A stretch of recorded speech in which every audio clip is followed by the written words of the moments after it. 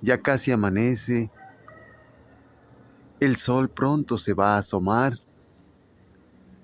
y empezará su derrotero hasta brillar en su máximo esplendor, causando alegría a los hijos de los hombres, a los hijos de Adán. Dios, dice la Biblia en el libro de Génesis, capítulo 1, versículo 1. En el principio creó Dios los cielos y la tierra. Y la tierra estaba desordenada y vacía, y el Espíritu de Dios se movía sobre la faz de las aguas. Y dijo Dios, sea la luz, y fue la luz. Nosotros los seres humanos podemos ver en la naturaleza la muestra maravillosa del amor de Dios. Al contemplar los árboles, las montañas, las colinas, los lagos, los ríos y el mar, los animales y toda la creación infinita de Dios, tanto en los cielos como en la tierra, infinita pues nunca alcanzamos a descubrir todo, siempre se está descubriendo algo nuevo. En la naturaleza podemos ver cómo Dios nos expresa también el Evangelio de una forma, aunque silenciosa, porque la naturaleza no nos habla tan directamente como la Biblia, porque en la Biblia encontramos las palabras declaradas del amor de Dios hacia su creación, hacia la humanidad, y de su maravilloso poder en favor de sus hijos. En la Escritura claramente podemos leer que dice, el que no ama no conoce a Dios porque Dios es amor. Esas palabras también se encuentran escritas en la naturaleza. Nosotros al ir hacia la naturaleza podemos ver el amor de Dios. Pero si nosotros fuésemos a la naturaleza en la noche, nosotros podríamos oír el murmullo del río, el murmullo de las aves. Y podríamos oír muchas cosas maravillosas. Pero no podríamos apreciar en su verdadera belleza el mundo natural hasta que el sol saliese. De la misma forma, en la palabra de Dios, la Biblia, ahí está expresado el amor de Dios hacia nosotros. Pero es necesario que el sol de justicia salga y nos alumbre para que comprendamos las palabras que están expresadas en el libro de Dios, en la Biblia. Cuando leemos en la Escritura y somos alumbrados por la vida y obra de Cristo, por su amor hacia cada ser humano, por la maravillosa obra que hizo entre nosotros los hombres y por su muerte en la cruz a causa de nuestros pecados, su resurrección y su ascensión a los cielos para ser nuestro único mediador e intercesor ante Dios a favor de los hombres. Nosotros cuando vamos a la Escritura y la analizamos a la luz de la vida de Cristo, nosotros comprendemos la Escritura de una manera más profunda. Así como se comprende la naturaleza de manera más profunda en el día cuando alumbra el sol que en la noche. Porque en la noche necesitaremos de luz artificial, de alguna lámpara, de alguna forma de iluminación artificial para poder ver un poco acerca de la maravillosa obra de Dios en la naturaleza. De manera semejante, en las Sagradas Escrituras necesitamos una luz, pero no cualquier luz, sino la luz infinita que Dios envió mediante su amado Hijo unigénito, Jesús. La Escritura dice, y le pondrás por nombre Jesús, porque Él salvará a su pueblo de sus pecados. Hubo un pueblo llamado Israel. Ese pueblo Dios lo levantó mediante un profeta, que también la Biblia lo reconoce como un libertador, como un legislador, como un símbolo y figura del libertador,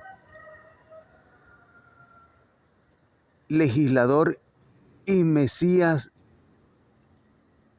de Israel. Ese hombre por el cual Dios libertó a Israel de Egipto,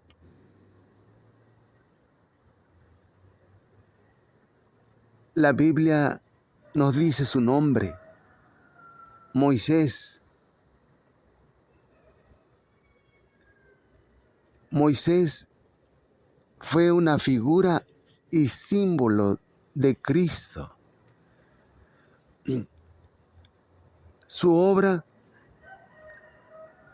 representa la obra que Cristo haría en favor ya no nada más del pueblo de Israel en la carne, sino que la obra de Cristo sería más amplia infinitamente que la obra de Moisés. Cuando los israelitas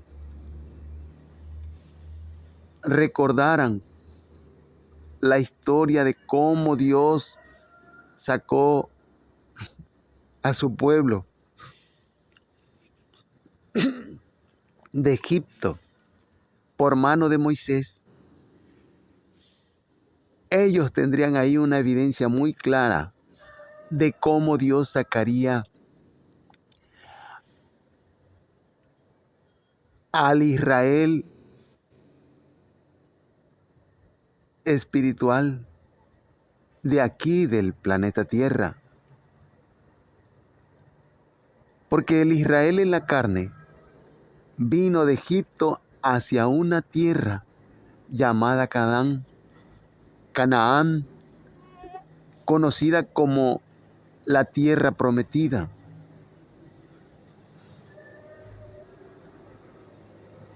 Yo me preguntaba, ¿por qué hacia Canaán? ¿Qué había en Canaán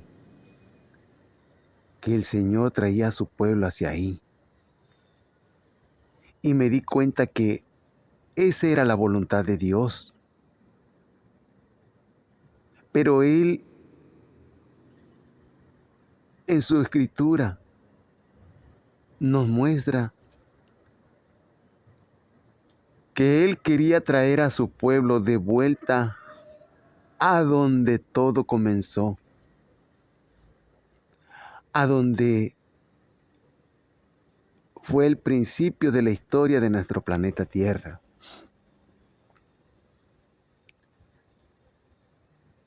Por el escudriñamiento de su palabra y por la iluminación de su Santo Espíritu,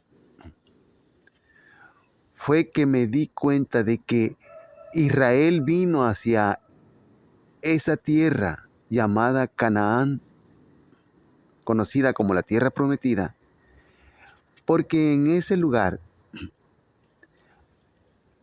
fue que al principio estuvo allí el jardín del Edén. Yo abrí mis ojos grandemente cuando me di cuenta de que Israel vino hacia la tierra prometida, porque ahí en la tierra prometida fue donde comenzó la historia del hombre.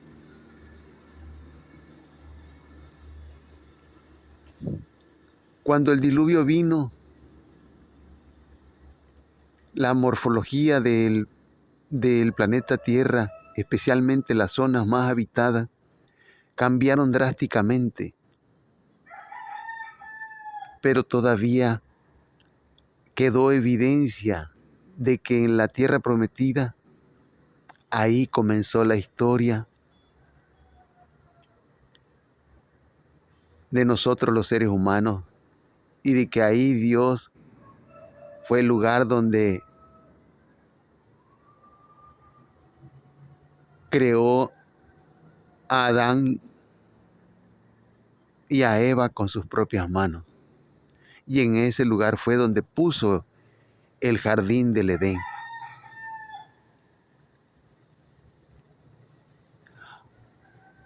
Antes de que viniera el diluvio, dice una verdadera profeta, la verdadera profeta de Dios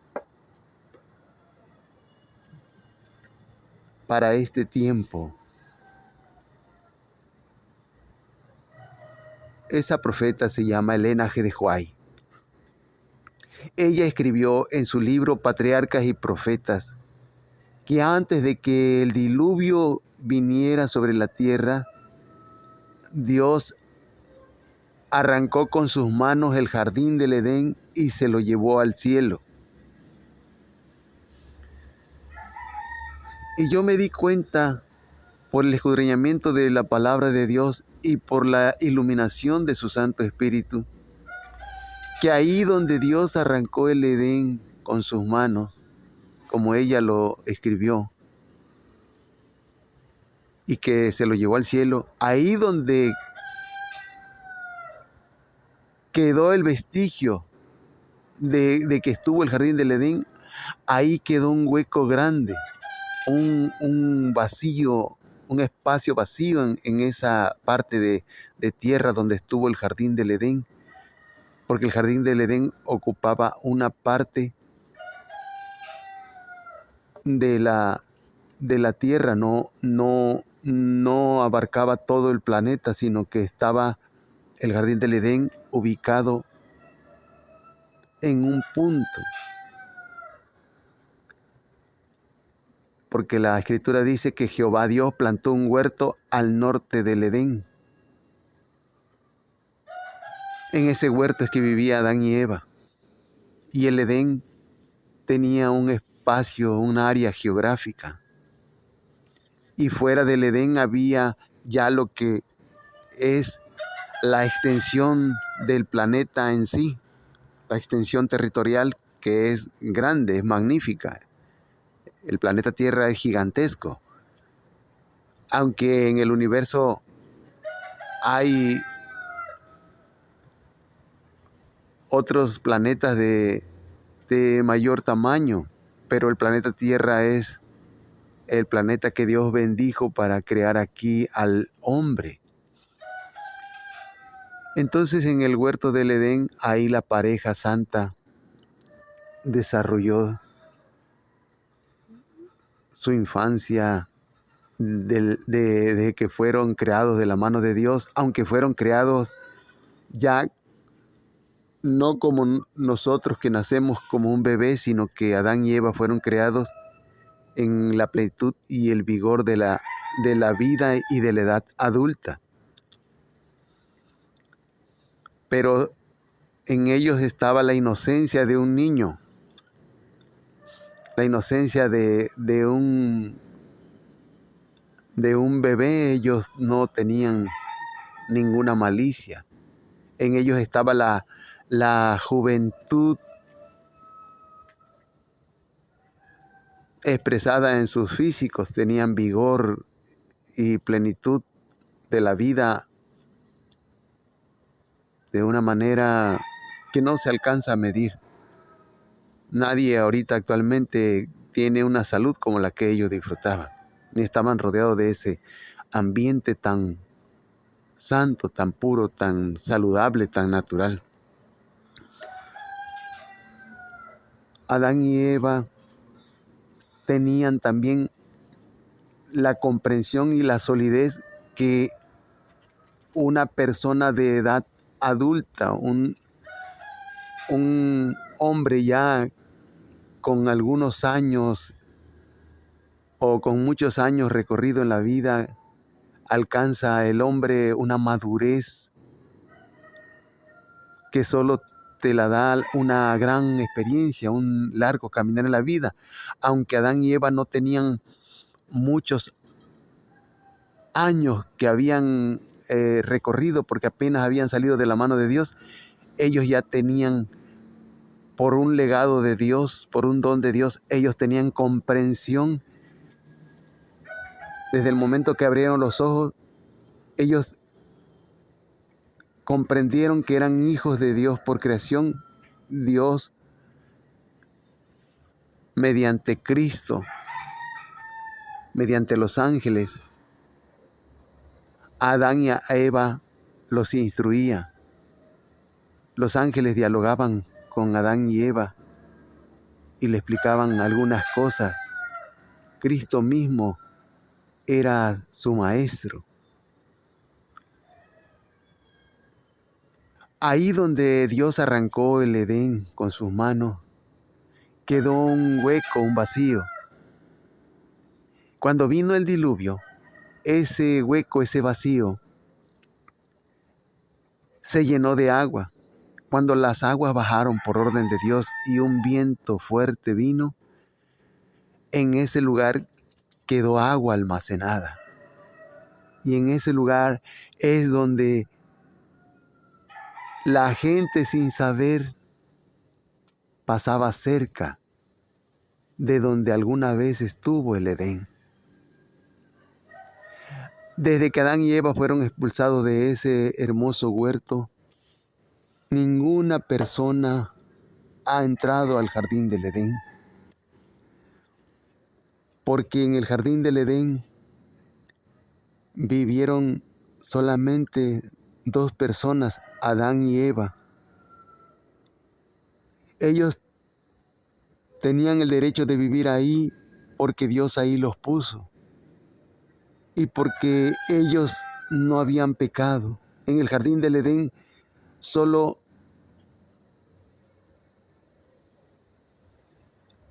estaban las dos personas que Dios creó al principio.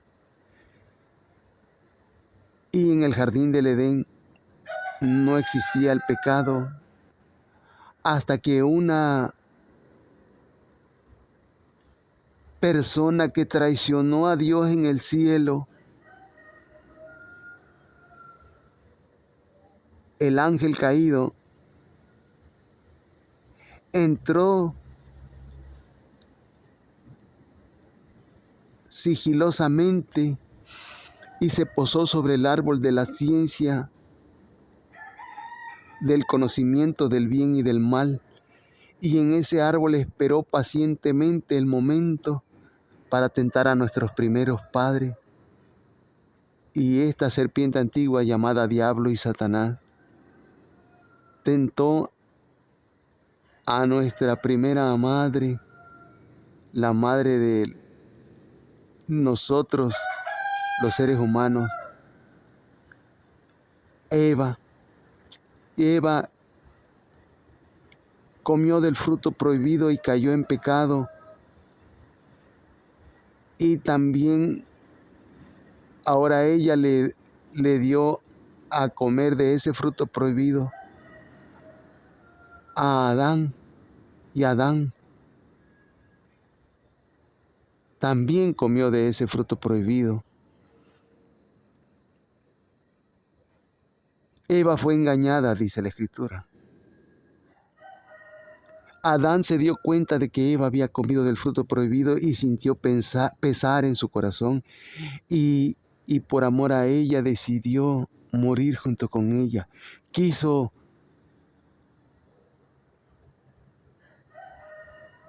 participar de su suerte. Prefirió Adán morir junto con ella que vivir sin ella.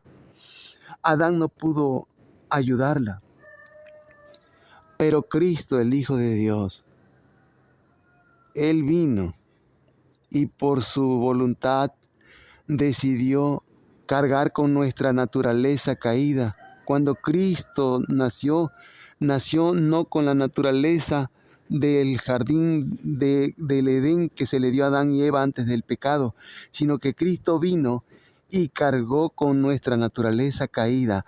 Pero como Él, al igual que su Padre, que es fuego consumidor, la Biblia dice que Dios es fuego consumidor, de la misma forma su Hijo es fuego consumidor, y Él decidió cargar con nuestra cruz. Y la Biblia dice que por nosotros fue hecho pecado, no que Él haya pecado, porque la misma Biblia dice que en Él no fue hallado engaño, ni hubo en Él pecado. El Hijo de Dios vino y cargó con nuestra cruz y cargó con nuestros pecados. Pero como el Hijo de Dios, al igual que su Padre, es fuego consumidor, el Hijo de Dios es fuego consumidor, el pecado a Jesús no le afectó, no le afecta, sino que al contrario, como cual hoja seca que es arrojada a la lumbre, el pecado no le afecta a nuestro Señor Jesús. Los pecados de los hombres no les afectan, los carga y los limpia con su sangre. El pecado del hombre es limpiado solamente con la sangre de Cristo. Así lo dispuso Dios en el plan de salvación, que mediante su Hijo amado los seres humanos alcanzaran perdón y reconciliación con Dios. Jesús fue el único que obtuvo el derecho a caminar nuevamente en el jardín del Edén. Y por su muerte y expiación, Él adquirió el derecho de parte de Dios de darle vida a los hombres y de permitirles el acceso nuevamente al Edén.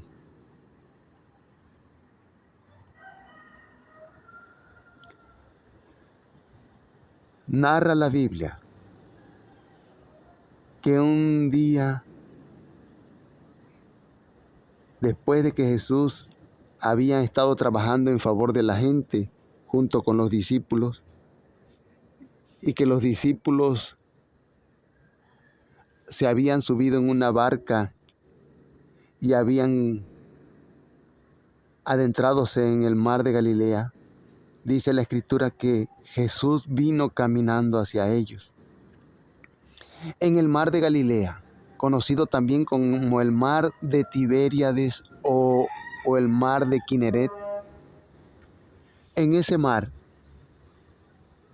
que era un gran lago, pero era o es tan grande porque existe todavía, que también se le llama mar por la gran extensión que tiene. Tiene unas medidas de un tamaño importante. Es grande ese lago. Jesús caminó sobre el agua en ese lago, porque fue el único que adquirió el derecho a caminar en el Edén. Pero Él, antes de caminar en el Edén, que Dios se llevó hacia el cielo, que Dios arrancó con sus manos conforme a lo escrito por la profeta Elena G. de White en Patriarca y Profeta, en ese lugar que quedó vacío, en ese hueco que se llenó de agua cuando vino el diluvio, ahí caminó Cristo, porque ahí me mostró Dios, por el escudriñamiento de su palabra y por la revelación de su Santo Espíritu, que ahí es donde estaba el jardín del Edén antes. Y los discípulos y los pescadores pasaban sobre ese lugar, pero no tenían comprensión de que ahí estaba el jardín del Edén.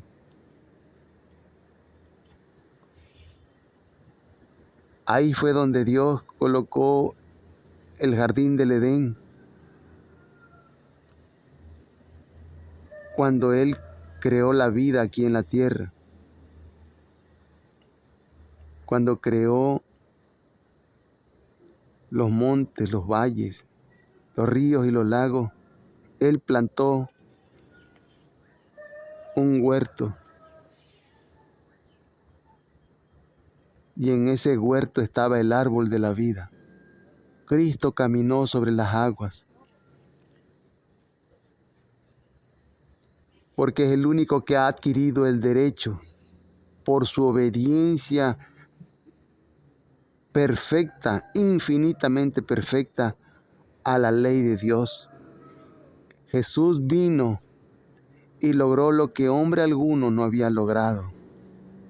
La obediencia perfecta, infinitamente perfecta a la ley de Dios.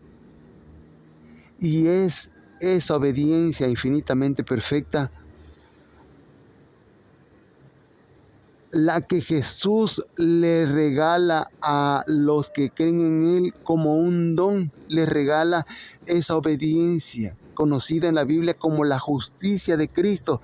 Se la regala a los que creen en Él. Eso la Biblia le llama la gracia de Cristo. Al hecho de que Jesús nos regala su obediencia. Porque la gracia de Cristo es la justicia de Dios que paga la justicia que la misma ley de Dios, que Él así dispuso, que la ley exigiera, porque la ley de Dios exige pureza y santidad, y nosotros los hombres no alcanzamos a cumplirla, porque cuando caímos en pecado, así como Adán y Eva cayeron en pecado, quedamos incapacitados para obedecer a Dios, aunque obedecemos, pero la obediencia que exige la ley es infinita. La obediencia que exige la ley es, en nuestra naturaleza caída, imposible que por nosotros mismos, con nuestra sola justicia, alcancemos a pagar la deuda tan grande causada por nuestros pecados ante Dios.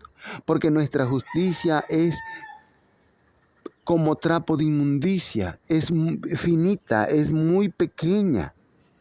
Entonces el hombre, para poder cumplir con las exigencias que la ley infinita, la ley eterna de Dios exige, necesita hacerlo solamente por gracia. Porque cuando el joven rico le preguntó a Jesús: Maestro bueno, ¿qué bien haré para heredar la vida eterna? Jesús le contestó: ¿por qué me llamas bueno? Bueno solo es Dios. El joven rico lo estaba reconociendo solamente como un maestro más de Israel. No lo quería reconocer como Mesías de Israel y tampoco lo quería reconocer como el Hijo de Dios. Y no quería reconocerlo también como Dios en la carne. El joven rico solo lo reconocía como un maestro bueno, pero bueno en el término humano, pero no como bueno a como Jesús se lo explicó. Solo bueno es Dios. Jesús le estaba diciendo que solo en el universo hay alguien bueno, que es Dios, su Padre. Pero que Dios a él le dio también la plenitud de su deidad y que Jesús también, como Hijo de Dios, Él es bueno como es bueno su Padre, como es bueno Dios. Y le estaba diciendo Jesús al joven rico que Él estaba llamando maestro bueno, pero lo reconocía como el Mesías, lo reconocía como el Hijo de Dios y lo reconocía como Dios en la carne. El joven rico no reconocía al maestro ni siquiera como Mesías. Entonces, Jesús quiso desbaratar toda la religiosidad que ese joven rico tenía, porque ese joven rico era un buen joven, pues la Biblia dice que mirándolo Jesús lo amó. Y Jesús amaba a ese joven que representa la iglesia militante, porque la iglesia militante es una iglesia rica, muy rica. Y ese joven rico se le pueden aplicar las palabras de Apocalipsis que dicen: y tú no sabes que eres rico.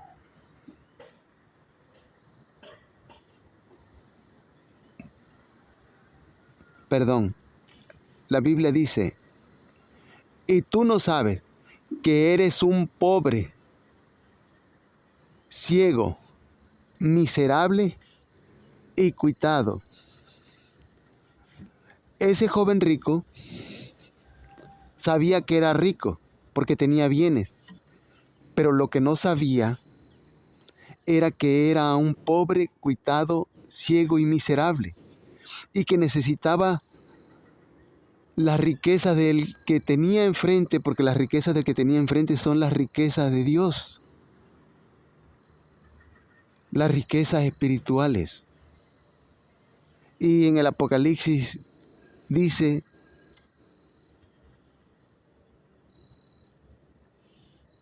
compra de mí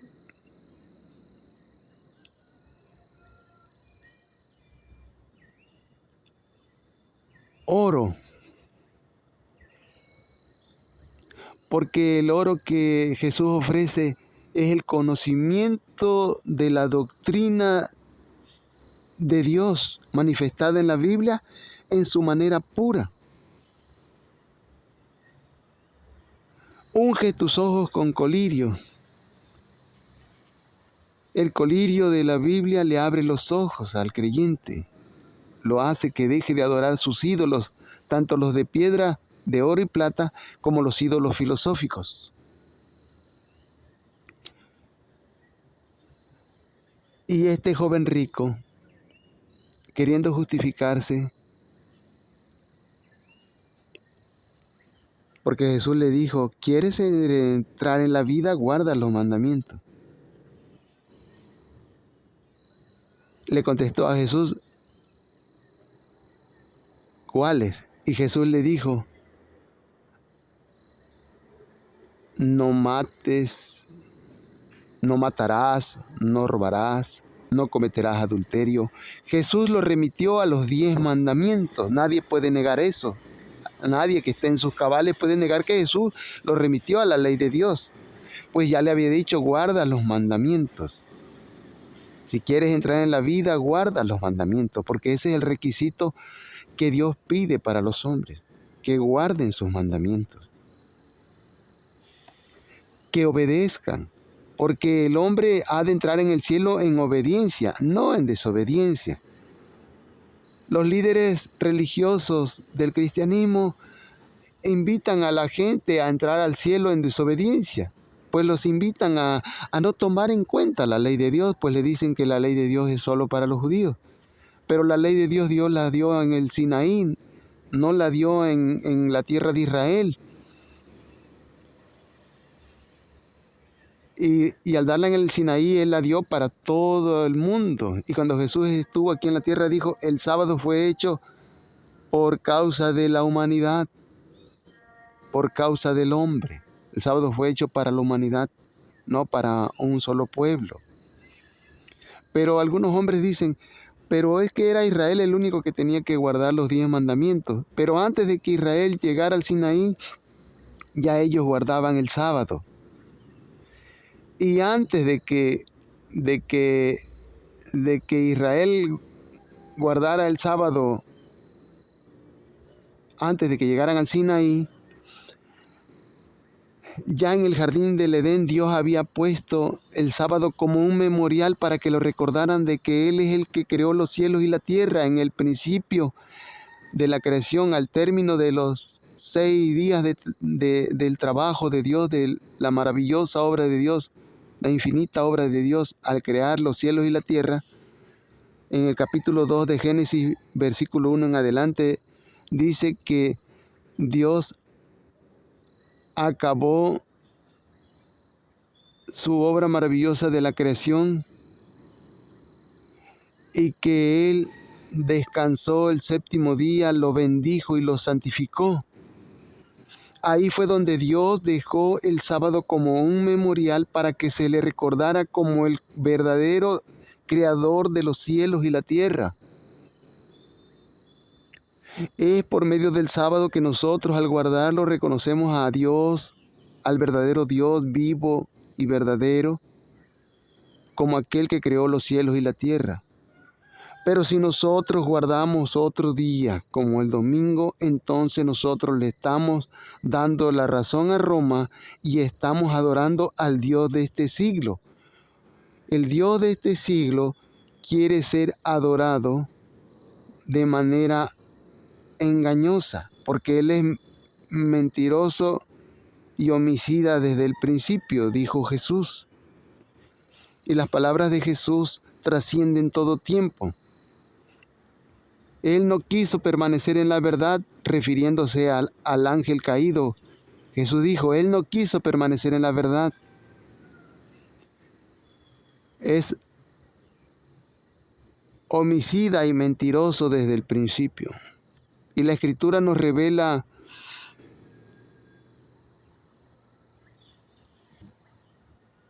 que dice, perfecto eras en todos tus caminos, hasta que fue hallada en ti maldad. Estas palabras se aplican en primer lugar al ángel caído, porque ese ángel era un ángel bueno cuando Dios lo creó, cuando Jesús lo creó por el poder de Dios. Ese ángel era un ángel bueno. Pero se halló en él maldad, porque en él nació el pecado, en él se originó el pecado. El pecado, la Escritura dice, el pecado es la transgresión de la ley. Es la definición que la Biblia hace de qué es el pecado. Y la profeta Elena G. de White escribió que decir que es pecado o dar una definición de qué es pecado es justificar su existencia. Entonces solamente hemos de someternos estrictamente a la supremacía de las Sagradas Escrituras. Y las Sagradas Escrituras hacen la definición de qué es pecado. No ir más allá, porque de lo que se trata es de exponer la cruz de Cristo. Y la cruz de Cristo alumbrará sobre la oscuridad y se verá la belleza de la palabra de Dios en toda su plenitud. Jesús es el sol de justicia.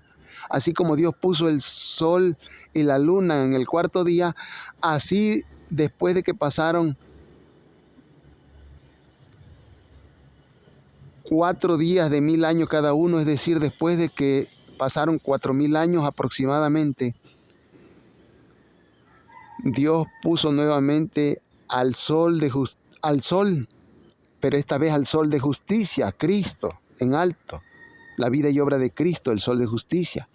Así en el jardín del Edén narra en el Génesis que Dios puso en las alturas el sol y la luna para que señorease uno en el día y otro en la noche. Y también hizo las estrellas.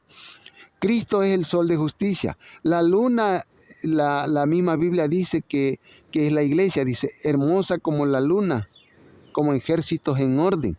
Y las estrellas son los laicos, los que participan en la iglesia como miembros de iglesia.